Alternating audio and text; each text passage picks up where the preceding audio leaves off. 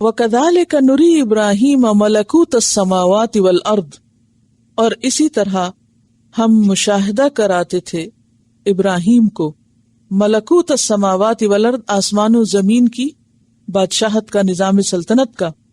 اور کیوں کراتے؟ وَلِيَكُونَ مِنَ الْمُوقِنِينَ، تاکہ وہ ہو جائیں کن میں سے؟ یقین کرنے والوں میں سے، موقنین میں سے ہو جائیں. وَكَذَلِكَ، اور اسی طرح، یعنی ابراہیم علیہ السلام نے جس طرح گفتگو کی اور جس طرح اپنے والد اور قوم کو سمجھانا چاہا، تو اس کی وجہ کیا تھی کہ ابراہیم علیہ السلام کائنات کے مشاہدے سے بات کو سمجھنے والے تھے، یعنی کائنات کے دلائل سے حق کو پہچان رہے تھے اور اپنی قوم کو اس طریقے پر بلا رہے تھے. نوری کا لفظ جو ہے یہ رآ سے نکلا ہے، اور رآ کا کیا معنی ہوتا ہے؟ دیکھنا. اور یہاں چونکہ باب افعال ہے تو اس لیے دکھانا معنی کیا جا رہا ہے. اور دیکھنا دو طرح سے ہوتا ہے، ایک آنکھ سے دیکھنا اور ایک دل سے دیکھنا، رؤیت بصر اور رؤیت بصیرت. یہاں دونوں ہی مراد ہیں. اور رؤیت بصر جو ہے وہ رؤیت بصیرت کی طرف انسان کو لے جاتی ہے. اگر انسان واقعی غور سے کسی چیز کو دیکھنے والا اور مشاہدہ کرنے والا ہو تو انسان نہ صرف یہ کہ ظاہری چیز کو دیکھتا بلکہ اس کے پیچھے چھپے ہوئے سبق کو بھی پا لیتا ہے. تو اللہ تعالیٰ اپنی رحمت خاص کے ساتھ ابراہیم علیہ السلام کو ان کی فطرت پر ہونے کی وجہ سے، سچائی پر قائم ہونے کی وجہ سے، ان کے لیے حق کے مشاہدے کے مزید اسباب پیدا کر دیتے ہیں. یاد رکھیے کہ یہاں یہ کہانی طلب حق کی نہیں ہے بلکہ مشاہدہ حق کی ہے.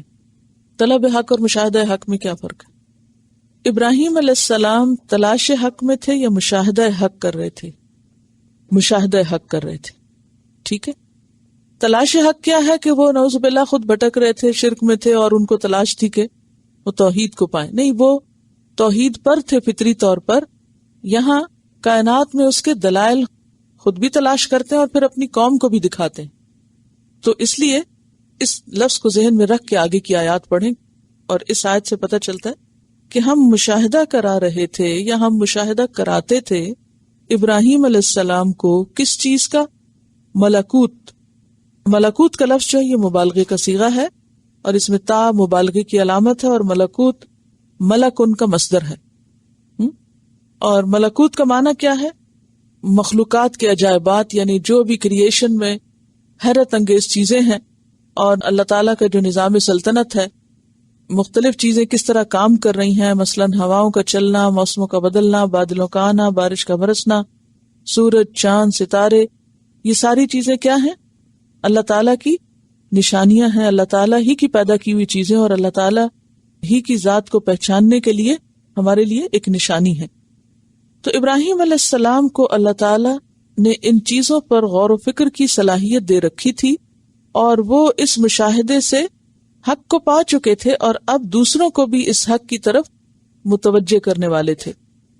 اور نہ صرف یہ کہ زمین میں بلکہ ملکوت السماوات والارض، آسمانوں اور زمین میں.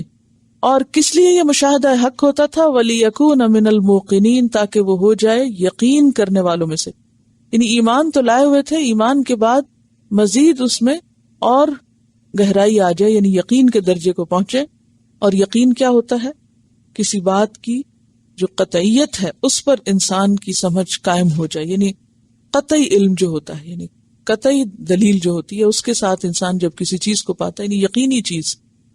اور پہلے بھی بات ہوئی تھی کہ ایک ہوتا ہے علم الیقین اور ایک ہوتا ہے عین الیقین. یعنی ہم ان کو یہ سب چیزیں عین الیقین سے دکھا رہے تھے تاکہ حق الیقین تک پہنچ جائیں.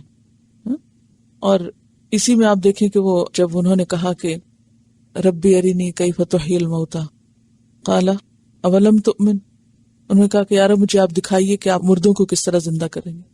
فرمایا کیا تم ایمان نہیں لاتے؟ قال بلا، ایمان تو ہے. اس سے کیا پتہ چلتا ہے؟ ایمان تو تھا. ولکن لیطمئن قلبی، تو یعنی یقین مزید کے لیے اور اطمینان قلب کے لیے یہ سب چیزیں موجود تھی. تو اس سے ایک بہت اہم سبق ملتا ہے، اور وہ کیا کہ مشاہدہ کائنات اگر درست طریقے سے ہو، یونیورس کی جو آبزرویشن ہے اور غور و فکر ہے، ان فی خلق السماوات والارض واختلاف اللیل والنہار لآیات لأولی الالباب، تو اولو الالباب اگر ان تمام چیزوں میں اچھے سے غور و فکر کریں تو ان چیزوں کے ذریعے وہ اللہ تعالیٰ کا مزید قرب پا سکتے ہیں، مزید معرفت حاصل کر سکتے ہیں، اور مزید ان کا یقین پختہ ہو سکتا ہے، کیونکہ پوری کائنات میں توحید کے دلائل بکھرے ہوئے۔